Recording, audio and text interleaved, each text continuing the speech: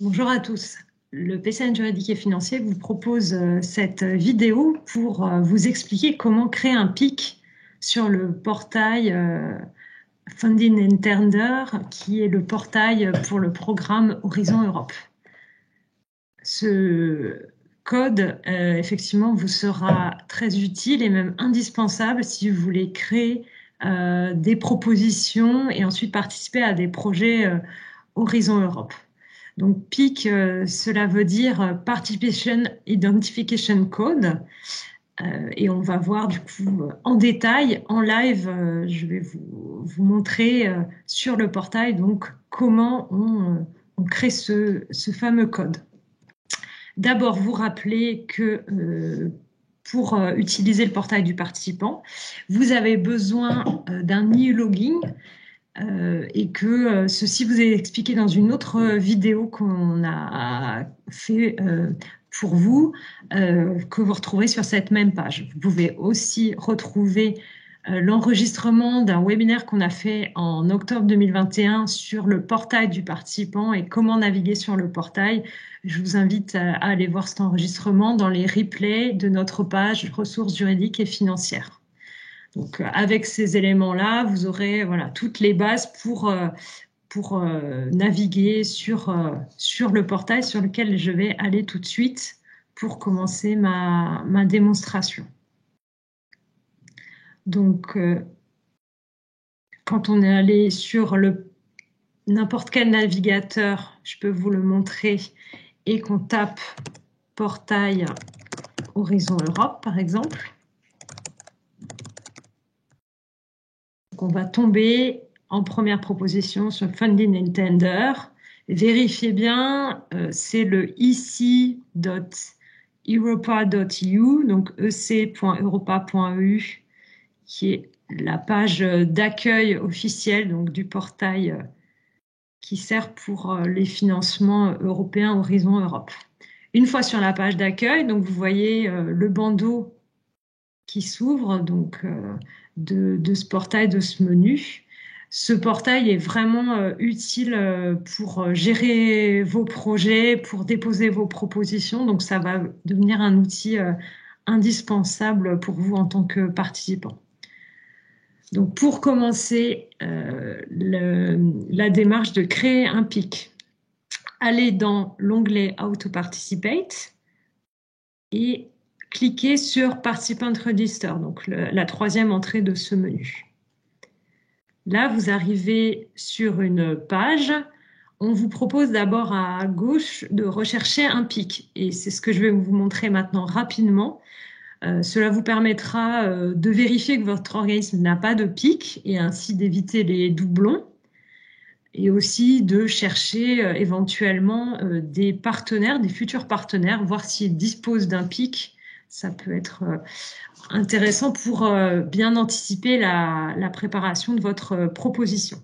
Sachez qu'un PIC, c'est nécessaire pour déposer quand on est coordinateur, quand on est un futur bénéficiaire, mais aussi quand on est tiers maintenant pour deux types de tiers qui sont les entités affiliées, affiliate entities, ou bien les partenaires associés, associated partners, notamment des pays qui ne sont pas financés par l'Union européenne, mais qui peuvent participer au projet. Donc, je fais un essai pour vous montrer. Je vais chercher université française. Donc, je choisis un pays, la France. Donc là, je vais faire une recherche simple, mais je vous montre aussi ici que vous pouvez faire une recherche plus précise en précisant la ville dans laquelle est basée l'institution que vous recherchez. Et vous pouvez aussi rentrer de certaines informations comme le numéro de TVA si vous en disposez. Mais donc, on va relancer la recherche. Et donc, vous voyez les résultats qui s'affichent au bas de l'écran. Ici, on voit bien l'Université de La Rochelle avec son PIC qui est déjà existant, son numéro de TVA. et d'autres informations. Vous pouvez contacter d'ailleurs cet organisme et voir ces informations. Voilà, donc ça c'est effectivement l'étape préalable. Donc ceci étant fait, vous pouvez retourner donc sur l'onglet How to Participate, toujours dans Participant Register, et cette fois-ci, vous allez commencer véritablement l'enregistrement de votre entité dans le registre européen. Donc, cliquez sur Register Your Organization. Là, ici, il faut s'enregistrer avec son login, son mot de passe. Je l'avais fait au préalable. Voilà, donc on vous demandera le mail et le mot de passe correspondant à votre compte. Vous arrivez sur cette page et vous voyez ici donc les fonctionnalités auxquelles vous aurez accès une fois que vous aurez un compte et que vous serez du coup relié à votre organisation. Vous pourrez gérer tous les projets, les propositions et avoir accès en fonction de vos droits à des informations sur votre entité. Donc cet enregistrement va se faire en 6 étapes en tout.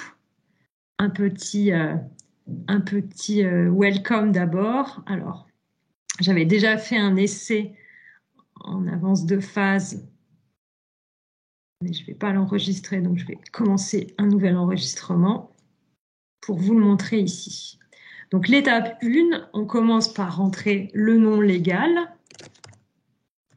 de l'organisme. Moi, je vais prendre une entreprise fictive qui est basée en France. Voilà, la France apparaît ici. Le numéro d'enregistrement, registration number, en général pour les entreprises, les organismes français, c'est le SIRET qu'on renseigne là. Donc voilà, le SIRET. Le numéro de TVA si vous en disposez. Si ce n'est pas le cas, il faudra cocher sur ce bouton, mettre Not Applicable pour que vous puissiez continuer l'enregistrement. Parce que comme vous le voyez, c'est un champ qui, comme un certain nombre d'autres sur le formulaire, est obligatoire et donc vous ne pourrez pas passer à l'étape suivante. Il y a toujours aussi un site web à renseigner. Maintenant, tous les organismes ou presque disposent d'un site web. Donc voilà, donc cette première étape faite, vous pouvez, vous voyez là, le numéro de TVA voilà, est bloquant, vous pouvez passer à l'étape suivante. Donc la deuxième étape permet de rentrer des informations un peu plus précises sur votre organisme. Le business name, donc ça peut être un acronyme plus accrocheur, plus court que votre nom officiel qui est rentré dans les registres à la Chambre du commerce. Une adresse, donc là, il faut obligatoirement aussi renseigner une adresse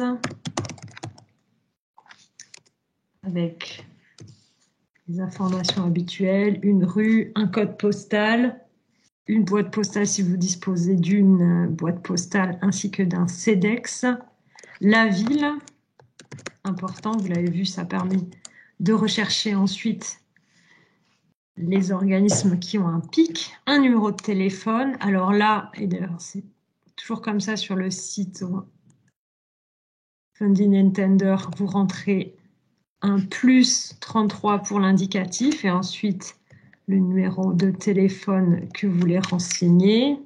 Là.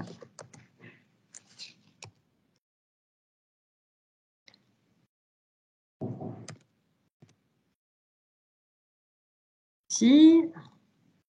Vous pouvez ici choisir la langue avec laquelle vous voulez que la CE vous écrive, sachant que pour la plupart des informations, elles seront indiquées en anglais. Donc là, vous pourriez mettre French, si vous le souhaitez. Voilà. Vous pouvez continuer. Vous arrivez donc à l'étape 3. avec des informations d'ordre juridique à renseigner à ce stade. Vous mettez soit que votre organisme ait une personnalité physique, donc si c'est une société unipersonnelle, soit si c'est une forme juridique plus classique. En fonction de ça, vous devez rentrer le type d'organisme. Voilà. Alors, par exemple, si je mets que c'est une forme juridique classique, vous pouvez mettre une SARL, une SA, dans les choses les plus, vous avez les associations. Voilà, pas mal. Le numéro de TVA, vous pouvez toujours l'ajouter à ce stade si jamais c'est nécessaire. Le Legal Register, si vous en avez un en fonction. Alors, en France, on dispose souvent d'un code APE, que je vais rajouter ici.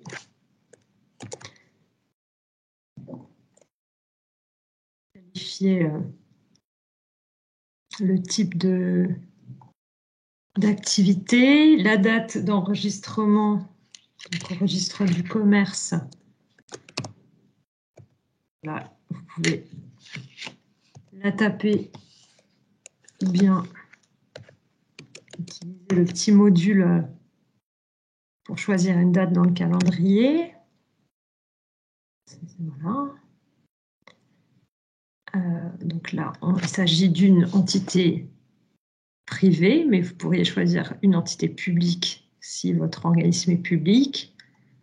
Vous devez choisir s'il s'agit d'un organisme à but lucratif, for profit, ou à but non lucratif, non-profit. Ici, c'est une entreprise, donc c'est for profit.